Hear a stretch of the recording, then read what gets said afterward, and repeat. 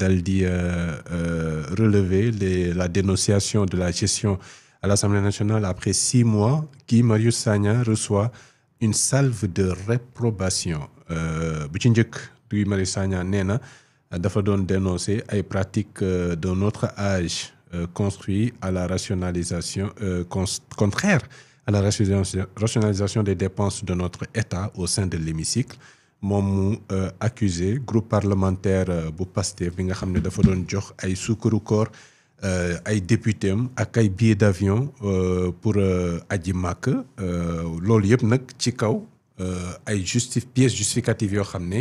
sur les financements octroyés au groupe parlementaire te amul benn justificatif Ismaïla Diallo moom daal di ko tontu xamal ko ne double prise en charge un nom dit gênant interpellé si Guy Marius Sagna wax ko rek ne moom dafa am ay yeneen agenda yu méngoowul ak di projet bi nekkee Fadilou Keita moom ñëw ci daal di xamle ni moom gëm na ne El Malick la gën a gëm que Guy Marius Sagna mi nga xam ne daal dina yëkkate ay tuuma teg ko ci kaw ndoddu Assemblée nationale tout est affabulation bu ñu sukkandikoo ci directeur bu CDC d'abord sur la passe d'armes bi entre Guy Marius Sagna ak le premier vice-président de l'Assemblée nationale ban regard lañ ci mën a jeter dans un premier temps. waaw bi fi may njëkk commencé. mooy génn Guy Marius Sagna bi avant may ñëw ci Ismaïla Diallo parce que Ismaïla démb suma juum def na 3 postes. avant ñi ci teg Fadilou Keita bi nga xamante ne tey ji xam naa nag yëruma journal bi ci biir mais normalement war nañoo citer T3B nag parce que fii la ko waxee nag dëgg normalement nag war nañoo citer nag gars yëpp wax nañ li ñu wax te kenn cité wuñu waaw non xam naa ci biir article bi xam naa du ñàkk ci biir article bi selon dans une émission parce que on a vu des sites qui ont repris Fadilou mais qui n'ont pas cité. c'est pas normal loolu du honnêteté. l'éthique ne l'autorise parce que pas. le soleil bi ñu ko defee ak procureur Aliou Ndao dañ koo bind ñoom dañ doon bind ci biir dans une émission def turu émission bi def voilà déclaration bi mu fa wax dans une émission sur la chaîne T3B def télé bu baax bi entre parenthèses ne le procureur l'ancien procureur Aliou Ndao nee na liggéey bi dafa xaw a yeex wala nangam ak nangam parce que boobu tamit c'était comme ça dañoo xëy moom ay quotidiens yu bëri yu ko reprendre ñu ciy sant yàlla bu baax a baax am na ñoo xam ne moom dañ koy jël rek reprendre ko toog jàpp seen njàmbu noonu mais bon graw li am solo rek mooy di def loo xamante ne internet yi dañ ciy gis seen bopp sénégalais di ci gis seen bopp wala ñenn ñi di ci am information bi ne moom lañ ciy wër léegi bu ñu ñëwee ci kàddu yi nga xam ne Guy Marius Sagna génnee na ko mu doon def bilan am bi nga xam ne def na ko ci législature bi nga xamante ne daanaka léegi mu xaajal mu expliqué ci taxawaay bi nga xamante ne am na ko nombre de questions écrites yi mu dugal wax initiative yi mu jël yëpp mu wax ko ba ci biir si la expliqué waale nag ne am na yoo xamante ne moom pratique yoo xam ne jógewu fi lu ci mel ni joxe suukarum koor lu ci mel ni séddale ay billet màkk lu ci mel ni ak yeneen ni cité woon na leen joxe xaalis yoo xamante ne dafay manqué leeraay donc def benn liste boo xamante ne Guy Marius Sagna génnee na ko di ñaawul loolu jàpp ne doxalinu ñi fi nekk nii dañ ko doon ñaawlu ba ci oto yi sax mu xam ne oto yi consulté wu ñu si waa bureau bi ak groupe parlementaire consulté wu ñu si ñu ci waroon consulté voilà kon mi ay remarques yu bëri yoo xamante ne gii def na ko jëmale ko ci ñi nga xamante ne ñoom lay liggéeyal wax na sax mbirum rapport annuel 2024 bi rapport dernier trimestre 2024 bi ci lu ñeel retard yi ñi si constaté retard important de l'Assemblée nationale et de sa commission comptabilité et contrôle dont il est membre moom Guy Marius Sagna voilà moom dont il est membre donc ci commission boobu la bokk yaa ngi gis Ismaïla bi mu ko tontoo tamit ne commission bi nga bokk te duñ la fa gis est-ce que da ngaa démissionné boo démissionné nga wax ñu ko parce que commission bi duñ la fa gis te yaa ngi exiger rapport donc mi beneen tontu boo xamante ne peut-être dinañ ñëw ci moom bu ñu jógee ci Guy Marius Sagna mais si démarche bi bu fekkente ne da nga viser ñëpp ñuy sénégalais ñu fi nekk ñëpp nii dañ naan waaw c'est une bonne chose parce que mi ngi wax li nga xamante ne xamuñu ko woon ci suuf waaye su fekkente ne ci wàllum politique la ñuy waxee ci politique la ñuy liire man je me dis que ne Guy Marius Sagna non inscrit la waroon doon s'il voulait être cohérent avec lui-même non inscrit la waroon naa doon maanaam day doon koo xamante ne du am parti parce que boo amee activisme sa ADN yow nga ne da ngay am benn démarche boo xam ne lu ma gis dama koy dénoncer. lu ma d'accord dama ko wax donc li ngay dénoncer da nga koy dénoncer mais loolu boo bëggee benn taxawaay bi nga bañ a gêner kenn nga bañ a taxaw ci benn posture boo xamante ne da ngay encombrant wala da ngay gênant da ngay doon non inscrit comme ni ko Ousmane Sonko doonee woon ñëw bokkoo fenn bu ko defee da ngay taxaw si catu assemblée ba di joxar bi ñii di joxar bi ñële di joxar bi ñële mais Abdou Khadre mënumaa ñëw nekk ci kër gi Abdou Khadre na ma kër gi lii moo fi règle fii ngeen nekk fii nga bokk fii ngay lekkee fii ngay defee lépp mu ñëw toog ci digg kër gi ne borom kër gi dama koy yedd wala dama yedd parce que man damaa ñeme dëgg man déedéet damay génn ma dem luye ji su ma demee luye ji nag lu ma neex mën naa ko wax kër gi loolu mooy logique voilà da ngay jëli sa liberté man su ma doon moom dynamique bi mu jël nii damay quitter Pastef. Mais le paradoxe mooy boo jëlee sa liberté à l'Assemblée nationale en étant non inscrit mais ton temps de parole diminue drastiquement. Ouais, mais non inscrit yaa ngi wax Thierno Alassane mi ngi wax moom lu même bu nekkul non inscrit nii temps de parole groupe parlementaire ñoo koy séddale di nga am temps di nga wax Ousmane Sonko non inscrit loolu doon nañ ko dégg. cohérence rek laay waxee de. cohérence laay waxee. da ngay décider ne man fu ma nekk xanaa xam nga parti politique dafa am lu ñuy wax discipline de parti. boo waxee nag ñu ne non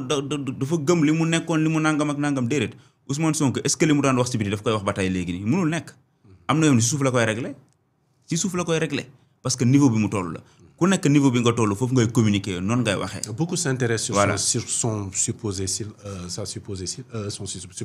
non yooyu yëpp bu koy def ci suuf la koy lijjante parce que il n'est pas tenu mu dem bind page Facebook comme j'ai appelé Guy Marius Sagna wala j'ai dit ceci à Guy j'ai demandé nangam ak nangam pourquoi ma koy def. yu am na yu bëri yoo xam ne bu koy ci suuf la koy defee moo tax man ma gëm ne démarche bi mu jël nii du démarche koo xam ne dafa nekk ci parti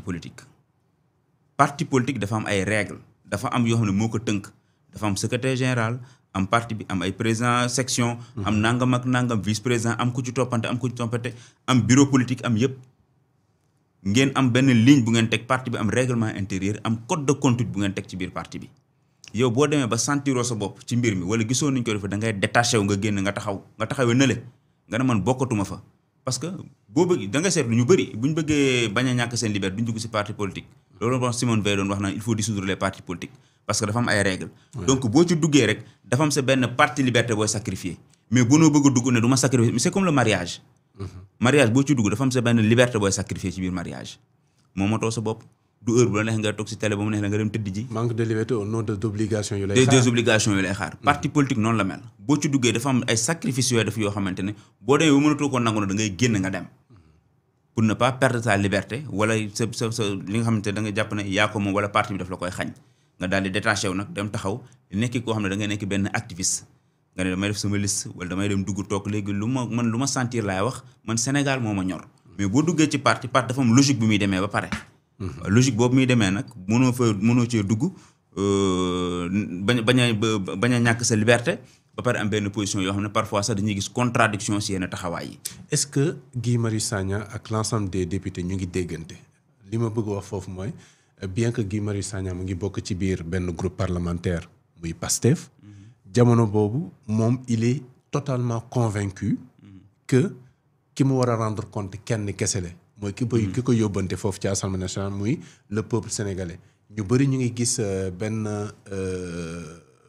paradoxe wala benn problème sur le fait que muy def un bilan individuel en tant que représentant du peuple démb bi muy dresser son bilan semestriel ci la waxaale lii yëpp dénoncé waale waaye defaale son bilan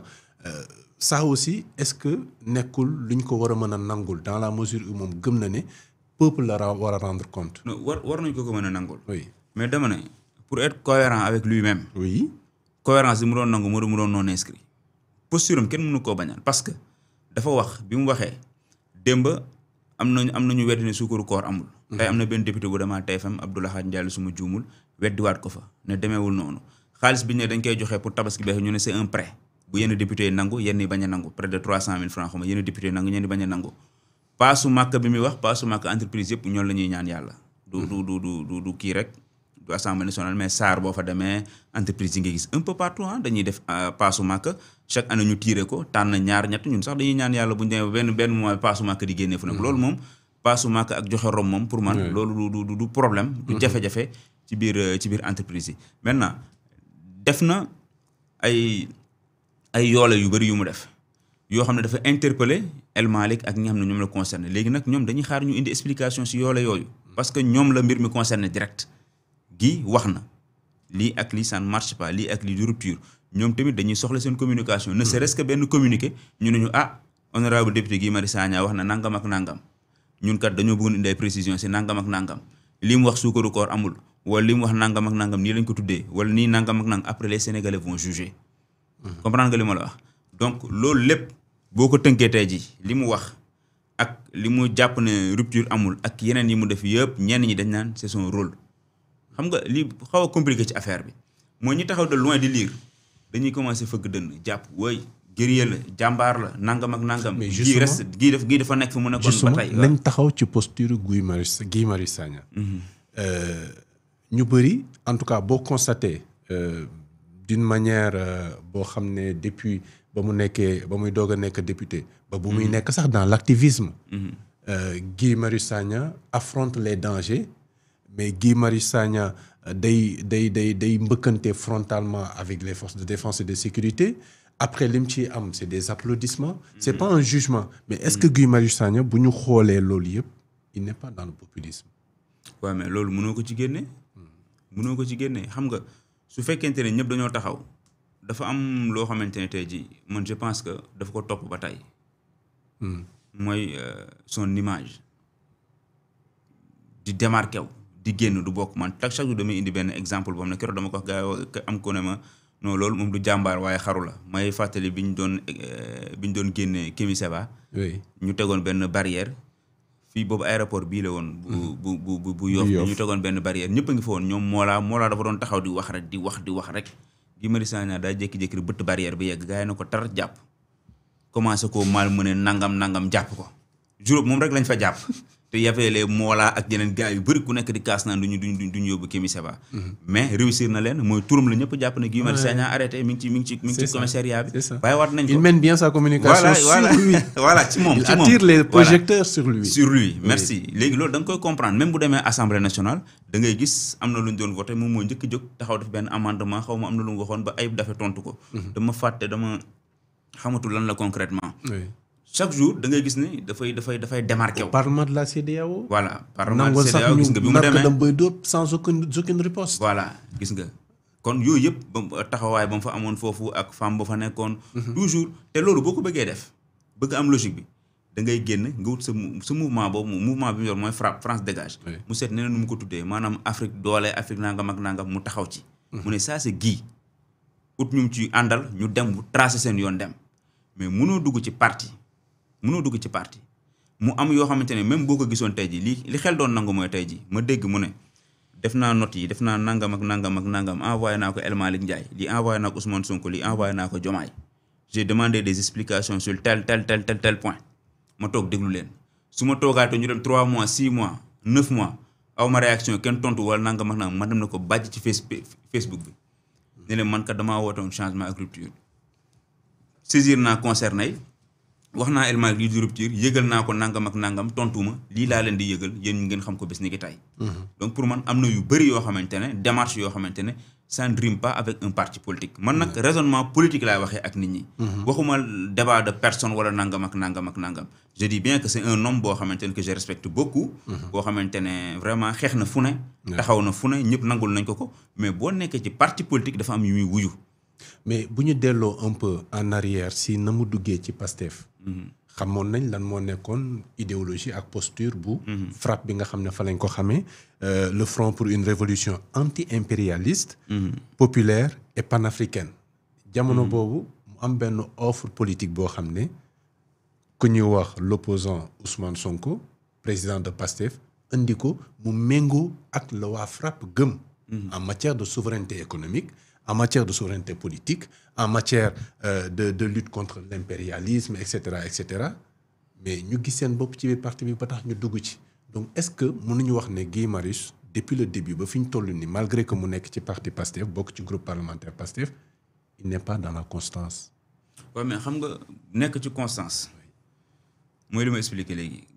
gis na ne parti bi ñoo bokk idéologie. ñoo bokk taxawaay. du woon boobu moom donc sax. il y avait FRAPP il y avait d'autres mouvements yu ñoom Madiaye Mbodj ak ñeneen ak ñoom ñëpp. mooy jour Ousmane Sonko soloon yëre Afrique nu ñu koy waxatee sax tenue traditionnelle boobu mbaxane boobu ñu ne léegi Pastef xaw ma parti africain la tudd nangam ak nangam mooy jour boobu si la ñoom ñëpp ñu ñëw ay mouvement parti politique yu bëri ñu ne dugg nañ biir Pastef dañuy doole ci Ousmane Sonko parce que mooy waa gauche ba rek voilà mooy gauche bi merci parce que dañuy identifier ci démarche bi nga xam ne Ousmane Sonko mi ngi koy dox waaye léegi yow man su ma ñëwee ne Abdou Khadre kat kilifa la ci koñ bi koo xam ne man naw naa ko léegi damaa ñëw jébbalu ci moom damaa ñëw nekk taalubeem waaw mais du ma ñëw nekk jébbalu ci moom ba pare bëgg jiitu Abdou Khadre ça pose problème comprendre nga li ma la wax su ma la wóoloo ba ma doylu ma voilà ak un talibé averti na waaw même boo nekkee un talibé averti su ma demee ba Abdou Khadre doyatuma damay génn dem comprendre nga li ma loolu mooy cohérence damay génn dem su ma demee ba parce que su ma toogee di am benn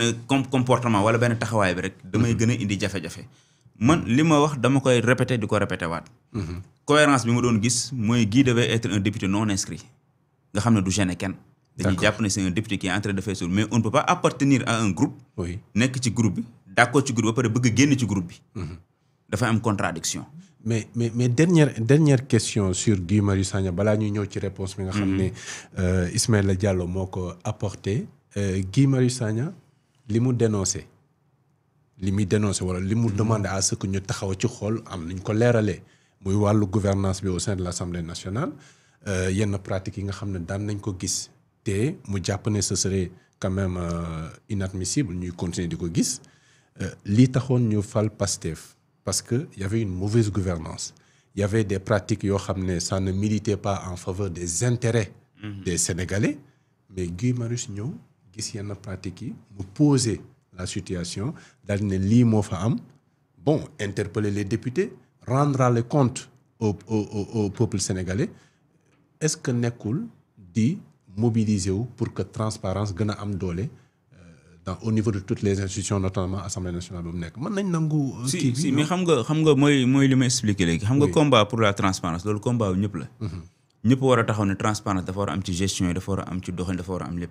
mais yow boo waxee loolu benn député génne la ci commission boobu nga bokk war a saytu loolu doo fa teg sa tànk. c'est déjà un problème. l'absentéisme. oui c'est déjà un problème bu dee da ngaa démissionné nga wax ñu ko parce que duñ la fa gis. loolu benn la beneen mbir yow bu fekkente ne da nga bokk foofu. mu am yooy dénoncé mu am yooy kaas li xel doon njëkk a nangu parce que réussite groupe parlementaire Guy Marius Sagna kese mënu réussir Ayib Daffé kese mënu réussir Amadou Ba kese mënu keneen El Malick kese mënu réussir il faut que mu doon groupe loolu moo tax assemblée nationale ñu def ko ay groupe mais boo defee benn réaction ñu bëri parfois dañuy juum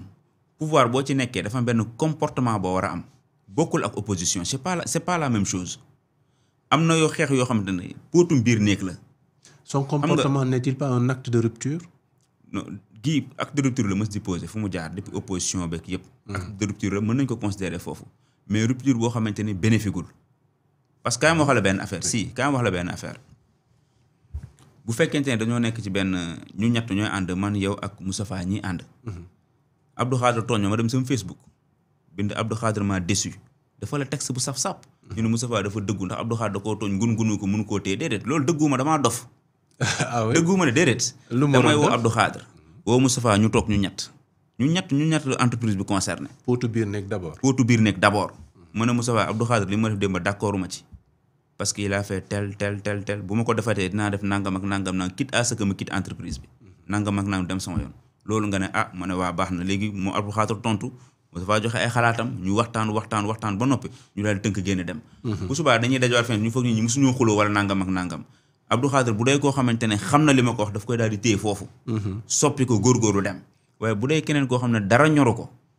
bu continuer waatee bu subaa mën a bind seen page bu ñu wax dama naan le 20 juin avertiroon naa leen benn réunion bu ñu toogoon Moustapha mën na ma témoigner ma wax ko nangam ak nangam faalewu ma